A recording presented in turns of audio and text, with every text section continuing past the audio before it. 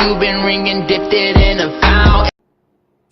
In just under 3 years, rap trio Migos, which consists of Quavacious Quavo Marshall, Kershnik Takeoff Ball, and Kiari Offset Cephas, rose from obscurity to the top of the charts with their hit 2017 album Culture and their 2018 follow-up Culture 2. It didn't take long for the world to become hypnotized by hip-hop's mumble rap champs, and their lives have certainly done a 180 since fame seemingly dropped in their laps. But how much do you really know about the music industry's latest fad? Here's a look at the untold truth of Migos. It's a family affair.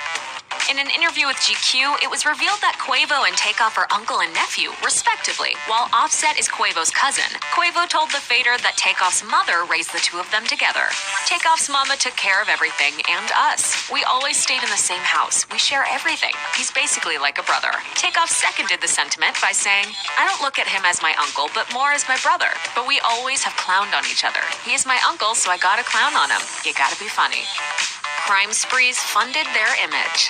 After spending a considerable amount of time with each other as kids, the group clicked together and started calling themselves Migos. They soon turned to a life of crime to support their music aspirations. Offset told Rolling Stone, we had to find some money. You gotta flex. You gotta look good, bro. Especially coming from the outskirts and wanting to take over the whole Atlanta. The group told Thrasher that their dreams were finally realized when they made the video for their hit song, Versace. When we came out doing Versace, we were actually fantasizing about wearing it. We didn't even have the clothes until we got to the video shoot and they brought in all the props. Then they tried to take them away from us after the video shoot. Guns, drugs, and jail. According to TMZ, in March 2014, while Migos and their crew were leaving a club appearance, a vehicle pulled up alongside them and started shooting. Then Migos reportedly returned fire and at least one member of their entourage was injured, but there were no reported fatalities. The group wasn't so lucky just 4 months later, when a man named Corey Marzette and another unidentified man reportedly shot into a crowd of people who were gathered at the hotel to celebrate the rap group's musical success, killing an innocent bystander. Although Offset was present at the party, he allegedly refused to cooperate with police investigation. The Gwinnett Daily Post reported that the incident was likely linked to Migos' rivalry with a Georgia-based music group, an alleged street gang called 2G. But the investigation took a turn when the suspect Marzette took his own life in September 2015 during a standoff with police. Finally, in April 2015, the group was arrested on gun and drug charges, with Offset serving 8 months in jail as a result. The Grammy snub.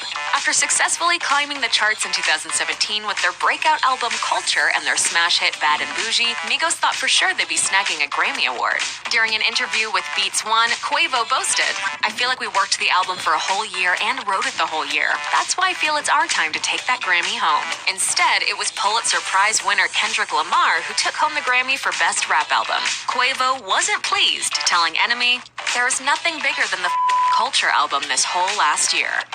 Interview woes. For a group that loves self-promotion, Migos aren't exactly the easiest people to interview.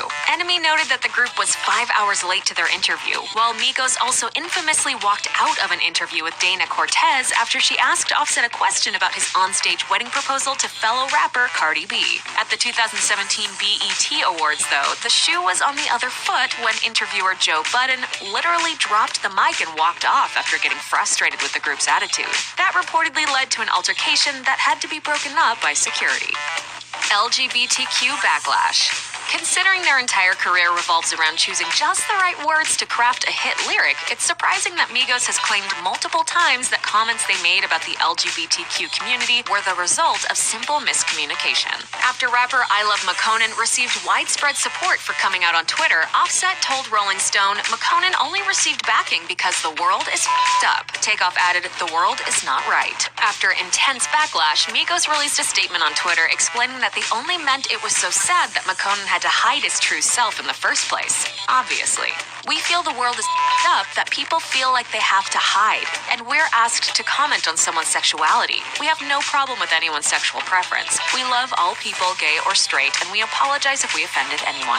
And after Offset later rapped the lyric, I cannot vibe with queers on rapper YFN Lucci's song Boss Life, he took to Instagram to explain that he totally loves gay people and was referring to, you know, people who act odd or strange. I didn't write the line about gay people. I got love for all people. My passion for fashion has led me to a lot of gay people around me who I have mad respect for.